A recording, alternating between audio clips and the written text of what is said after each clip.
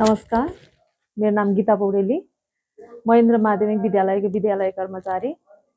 साथै 73औं वार्षिक उत्सवको अवसरमा प्रकाशन हुन गइरहेको स्मारिकाको सम्पादक मण्डलको सदस्यमा रहेर कार्यरत रहेको छु र सो स्मारिका प्रकाशन गर्ने छाप्ने क्रममा मैले पनि सानो एउटा कविता लिएर आएको छु।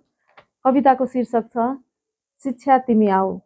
चेतनाको स्वर उचाल्दै परिवर्तनको बिगुल फुक्दै हिमाल पहाड र तराईका सम्पूर्ण भूभाग चुम्दै शिक्षा तिमी आऊ, लेखबेसी भएर आऊ, समावेशी भएर आऊ।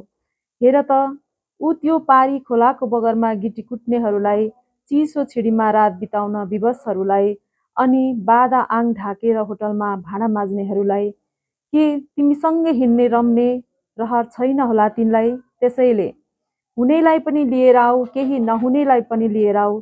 शिक्षा तिमी आऊ, लेखबेसी भएर आऊ, समावेशी भएर आऊ। पुछिएका सिउँदोहरूको सहारा बनेर आऊ, टुहुरा टुहुरीहरूको बाबुआमा बनेर आऊ, परिवर्तनकामीहरूको चेतना बनेर आऊ, ल्याप्चे लगाउनेहरूको ल्याप्चे बनेर आऊ। शिक्षा तिमी आऊ, लेखबेसी भएर आऊ, समावेशी भएर आऊ। राजनीतिको दहमा नपसी, सत्ताको मोहमा नफसी, कुर्सीलाई छाडेर आऊ, दिव्य ज्ञान बाँडेर आऊ। पहाड हिमाल र तराईसँग मितेरी गाँच्दै आऊ, कख बोल्ने तोते बोलीहरूसँगै आऊ। गाउँ बेसी सबैतिर आऊ, शिक्षा तिमी आऊ, शिक्षा तिमी आऊ। धन्यवाद।